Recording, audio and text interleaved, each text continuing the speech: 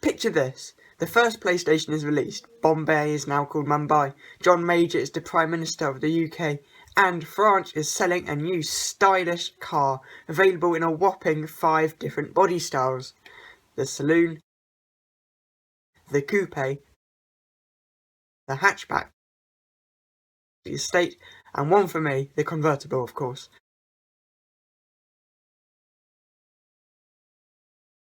I've actually got 2 What Car magazines here from 2000.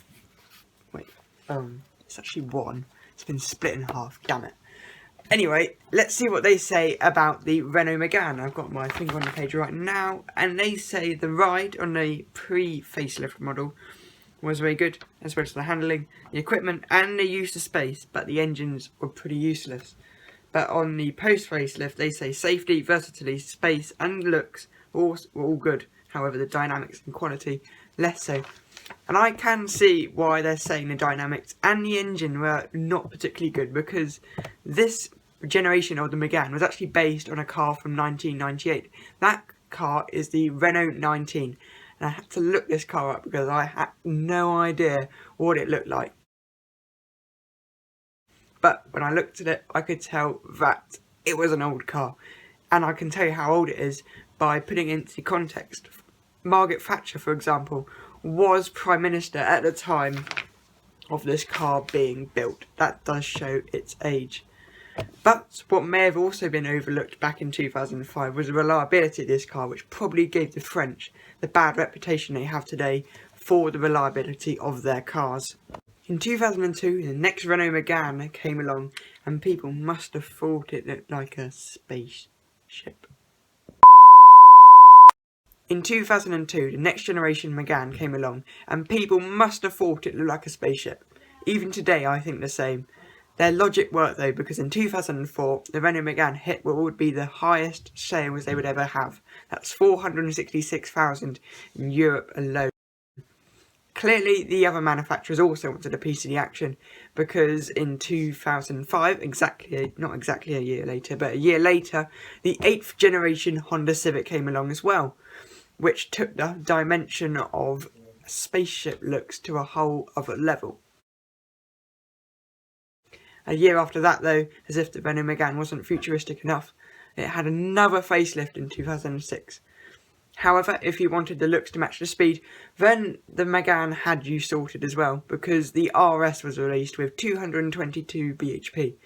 If you own an Audi RS3 from today, that is something to scoff at, but at the time it was absolutely rapid. Special editions of this RS were also available, such as the 225 Cup, the 230, and the last hurrah being the R26R, which went all out by removing seats, airbags, climate control, soundproofing, radio, CD player, and even the fog lamps at the front by replacing them with a roll cage, titanium exhaust, and even a carbon fibre bonnet. That's the stuff you'd expect on a supercar. For the 3rd generation of this car, Renault dialed it down a little bit. Actually, that's an understatement. A lot is the correct word. It didn't look particularly special. It didn't drive particularly special, and you may be thinking, aha, that means the ride is excellent. Well, no, that wasn't really good either. The interior was far better though, but Renault had already ruined their reputation for interior quality, so they may as well focused on another area. The saving grace though was the RS, and it came back better than it had done before, and boy did it deliver.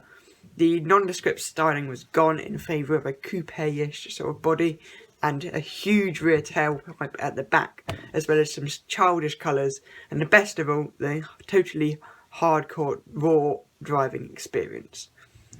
There were even more RS variants as well on offer. There was the 250, the 265 Trophy, the Red Bull Racing, the 275 Trophy R, and the 275 Cup S.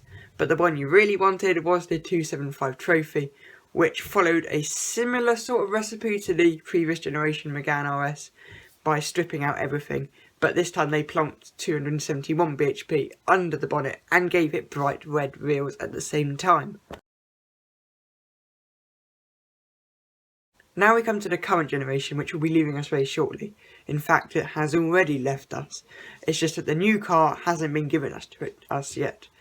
And as far as styling is concerned, it's as if all the stars in the world have aligned to give us a premium yet sporty body, especially if you opt for the RS line model. The Mark IV generation, this model generation, was launched in 2016. And as you know, I said the Mark II to the Mark III interior was a huge step up, but this is like a giant step up from the Mark III to the Mark IV. Like on a Tesla Model S, it had a portrait screen in the middle, with all the modern day essentials you could ever ask for. It may take style before usability maybe, but isn't that the same with all family hatchbacks? Everywhere else, every single possible area is refined a little bit more compared to the Mark III and the Mark II and the Mark I to create a good but not quite great package.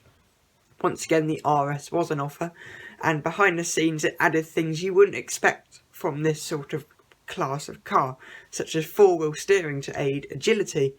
And this was no gimmick, it actually worked exceptionally well and made it the best driver's Megane ever.